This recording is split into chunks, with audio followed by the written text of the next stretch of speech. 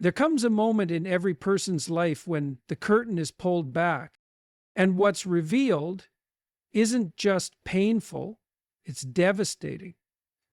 You thought you knew what was real. You thought love meant loyalty.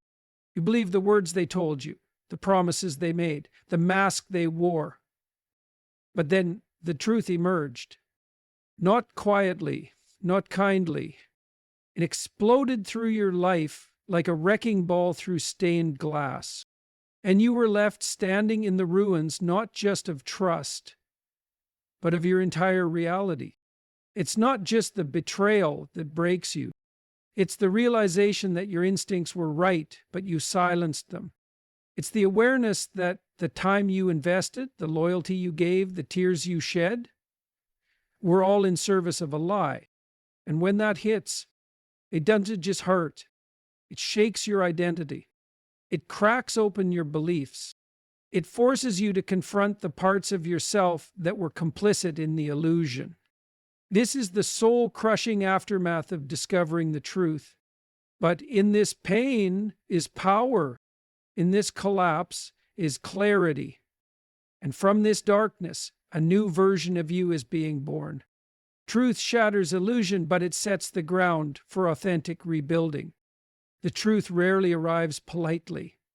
It doesn't knock at the door of your awareness and wait for you to feel ready. It crashes in uninvited, disruptive, and unapologetic. And when it comes, it doesn't just correct your thinking, it tears down the scaffolding of the life you thought you were living. That's the part people don't talk about enough. We celebrate truth as this liberating force, and yes, ultimately it is, but in the beginning it's destruction, it's devastation, it's grief. Because discovering the truth means facing the fact that something you once believed in, something or someone you poured your heart into, was never what it seemed. That can feel like the emotional equivalent of an earthquake. You're not just mourning the truth you found, you're mourning the illusion you lived, the version of them you loved, the version of you that believed. And this is where it gets deeper, because it's not only about what was false, it's about how deeply you built your identity around that illusion. Maybe you stayed loyal to someone who was never loyal to you. Maybe you made sacrifices for a cause, a relationship, a system, a dream, believing it would one day repay your faith. And then the veil drops. You see it clearly. The manipulation, the lies, the exploitation, or the silent indifference that always existed just beneath the surface. And suddenly the future you thought you were building is gone. The past you thought you lived feels like a lie. And the present moment? It becomes a battlefield of grief and clarity colliding all at once. It's not dramatic to say it feels like dying, because in a way it is. The illusion had a life of its own. You nurtured it, you defended it, you told yourself stories to keep it alive. But when the truth exposes it, that version of reality dies, and with it, a part of you dies too. That's why it's so disorienting, so exhausting, so soul-crushing. You're not just dealing with information. You're standing in the aftermath of emotional collapse. But here's the paradox. That destruction is the beginning of something more solid, more true, more you. Once the illusion is gone, you are forced to rebuild. But this time, not from hope or fantasy, not from projection or denial, but from what's real. And real hurts at first. It's raw, it's jagged, but it's stable, it's honest, and eventually it's freeing. You begin to realize that the truth wasn't your enemy, it was your reckoning. It didn't arrive to ruin you, it arrived to return you to yourself. It came to destroy the prison of false comfort so that you could build a life grounded in integrity, awareness, and self-respect. And even though it came in violence, it brought with it a quiet promise that what will come next, though it may rise from the ashes, will be something you can trust. So no, truth doesn't always feel like freedom at first. Sometimes it feels like loss, sometimes it feels like betrayal. But underneath that pain is a deeper invitation to stop living in illusion and start becoming someone who can survive without it. That's the gift buried inside the soul-crushing aftermath, and that's where your healing begins. Emotional collapse is not weakness, it's the cost of clarity. There's a moment shortly after the truth strikes when your body and mind begin to shut down, not because you're weak, but because something sacred inside you is trying to reorient itself after impact.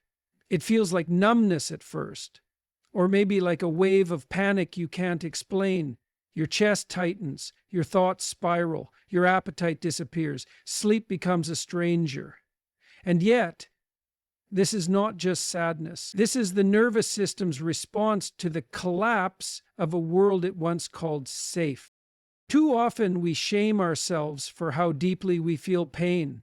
We whisper things like, "I should be over this by now," or "Why am I still thinking about it?" But what you're experiencing isn't just emotional, it's biological. When the truth arrives with force, especially after long periods of deception, suppression, or denial, it shocks the body. It strips away your sense of predictability, and in doing so, throws your inner world into chaos. You might find yourself unable to focus, crying without warning, questioning your own sanity. You might isolate, lash out, or go numb. All of these are responses not to weakness, but to clarity. Because clarity is not some gentle beam of light that warms your soul. No, real clarity, the kind that tears the blindfold from your eyes, is often cold, unfiltered, and brutal. It drags suppressed emotions from the basement of your psyche into the harsh daylight. And when that happens, your system reacts, just like it would if your physical home had been invaded. This is where many people give up on themselves. They interpret the collapse as failure. They think, if I were stronger, this wouldn't break me. But here's the truth. Only the strong are capable of collapsing like this. Because collapse is a sign that your inner self is no longer willing to carry the weight of lies. It's your soul saying enough. Enough pretending, enough minimizing, enough enduring what was never yours to endure. It's strange, isn't it? That we've been conditioned to believe that emotional pain is a problem instead of a messenger. But in reality, this collapse is the most honest thing you've felt in a long time. It's proof that your heart is awake, that you still care about what's real, that you haven't hardened yourself to the truth, even when it hurts. And if you let yourself go through it without rushing, without apologizing, you'll notice something profound begin to happen. The intensity won't last forever. Slowly, what feels like chaos will begin to reorganize. The mind will begin to make sense of what was once incomprehensible. The body will release what it once held in silence. And the soul, it will start to emerge from the wreckage stronger, clearer, and more aligned with reality. So no, emotional collapse is not your weakness showing. It's your intelligence waking up. It's your nervous system detoxing from a lie. It's your heart cracking open so it can stop clinging to what never truly loved you. You're not breaking down because you're fragile. You're breaking open because you're ready to live in truth. And yes, there is a cost to clarity, but the price of staying blind is far greater. The betrayal isn't just by others, it's also by the version of you that looked away. There's a moment in the healing journey that cuts deeper than even the betrayal itself. It's when you stop pointing outward and begin to quietly turn inward. Not to blame yourself, not to excuse the harm done, but to confront a quieter, more personal grief, the betrayal that came from within. Because long before the truth was revealed, something in you already knew. You may have felt it in your body, a subtle tightening when they spoke, an uneasy silence that lingered after their promises. You may have ignored red flags, brushed aside inconsistencies, rationalized bad behavior. Not because you were foolish, but because you were loyal. Because you needed to believe in the story, because facing the truth too soon would have threatened everything, your stability, your identity, your vision of the future. So you protected the illusion, not out of weakness, but out of survival. And that's what makes this part of the aftermath so painful. You begin to realize that it wasn't just them who broke your trust, it was also you. The version of you that silenced your intuition, that kept defending the indefensible, that put their needs above your own truth. This internal betrayal doesn't mean you were the villain. It means you were human. You loved so deeply that you were willing to sacrifice your clarity. You saw who they could be instead of who they consistently were. And that hopeful vision made it easy to explain away the damage they caused, to tell yourself it wasn't that bad, to hold on to potential instead of pattern. But over time, that self-abandonment accumulates. You begin to feel fractured, not just from the outside in, but from the inside out.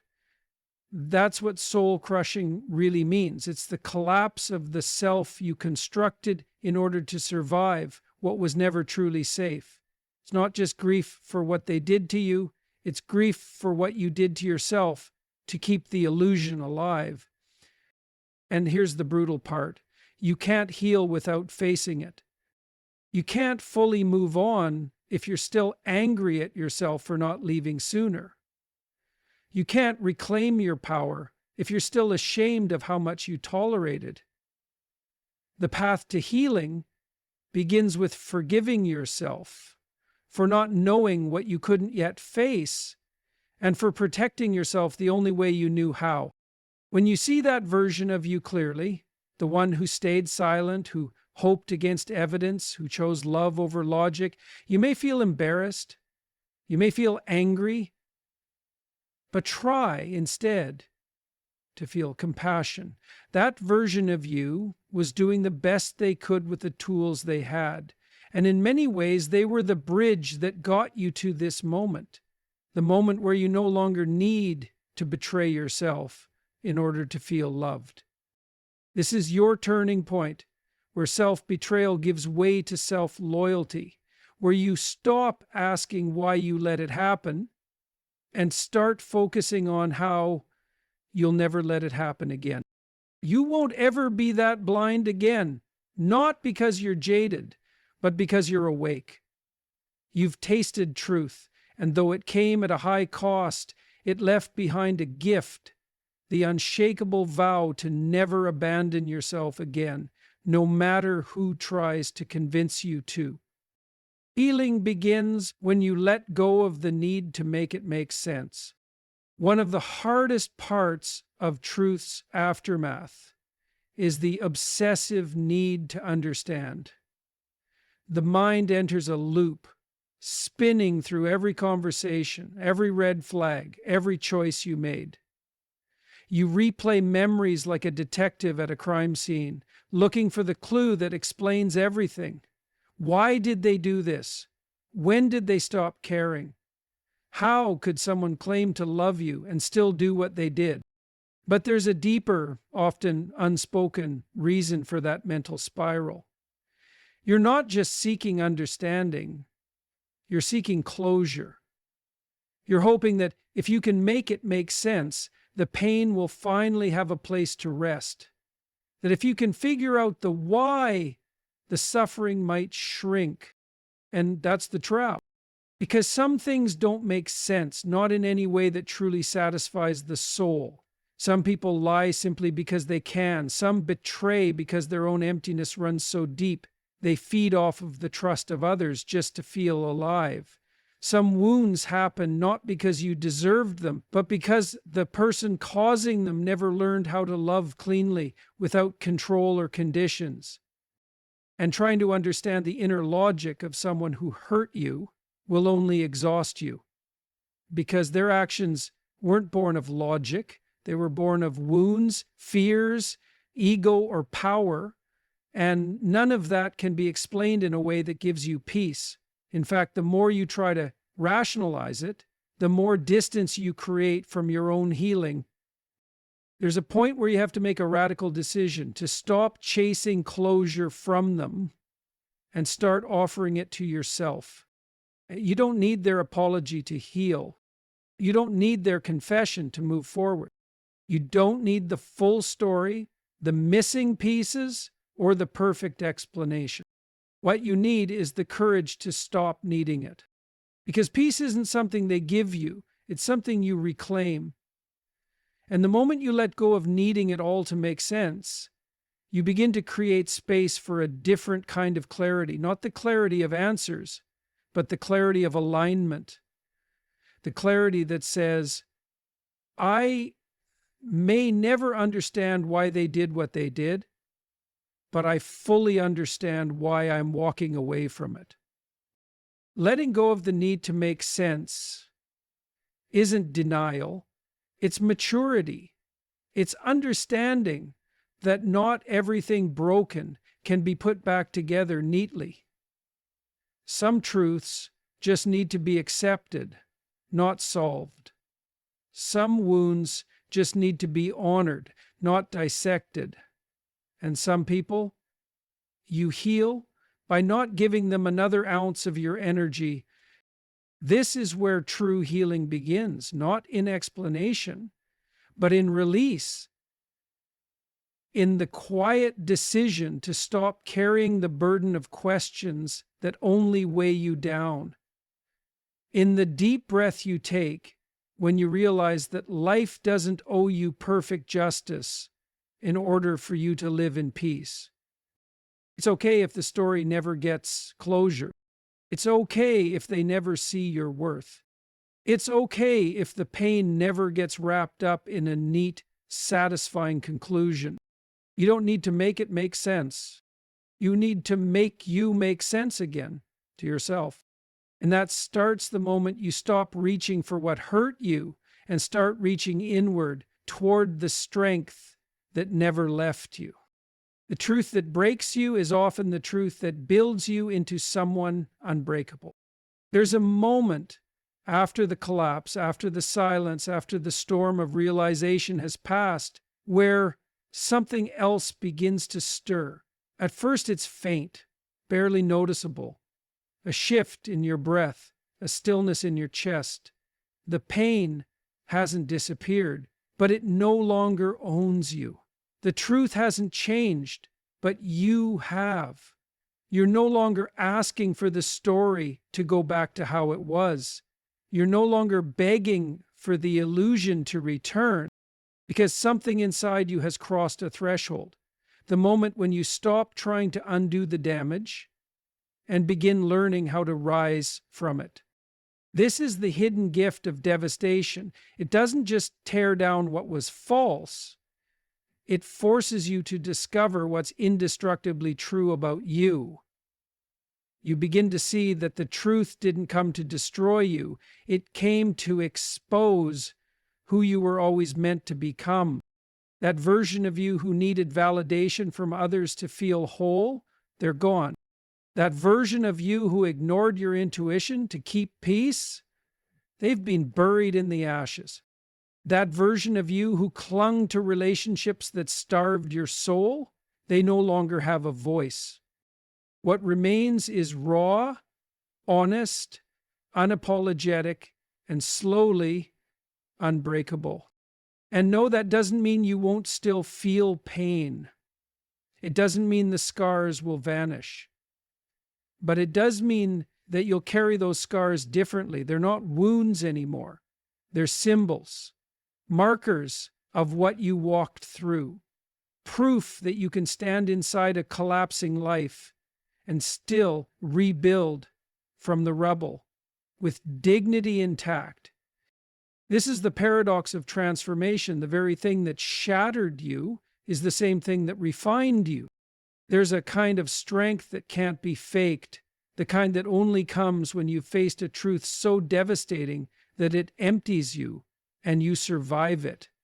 When you've walked through the fire of betrayal, confusion, grief, and self-confrontation, and you come out the other side, not just alive, but awake. Because here's what they don't tell you. Being unbreakable isn't about never being broken. It's about learning how to break in a way that builds you, to let every collapse carve more space inside you, not for bitterness, but for wisdom, not for walls, but for discernment, not for revenge, but for self-respect. The truth hurts deeply, but it also handed you the blueprint to your becoming. It forced you to see clearly, to feel fully, to stop betraying yourself just to keep others comfortable. That kind of truth doesn't just change your life, it changes your soul. And so maybe this was never about them. Maybe this was never about what they did or didn't do. Maybe this was always about you, about life confronting you with a necessary breaking point so that you could finally meet the version of yourself you've been hiding from, the one who doesn't settle, the one who doesn't shrink, the one who now walks in truth, not fear. You are no longer who you were before the truth came. And that is something to grieve. But more importantly, that is something to celebrate.